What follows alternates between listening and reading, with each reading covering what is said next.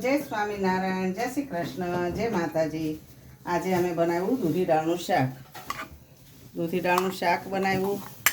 એની જોડે બોળિયા મરચાં છે, ખાટા મીઠા, અને ભાઈને ને બેનને શેકેલા ભાવે તો શેકેલા મરચાં, અને ભાખરી, અને બેને એની માટે રોટલો બનાવ્યો છે.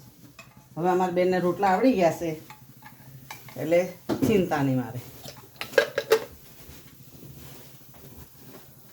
હે મહારાજ, જમો ને થાળ જીવન જાવારી રે, બેઠા બાજોટિયા ઢાળીને, જમો ને થાળ જીવન જાવારી રે. જમો મહારાજ, લઈ આવશો તમે.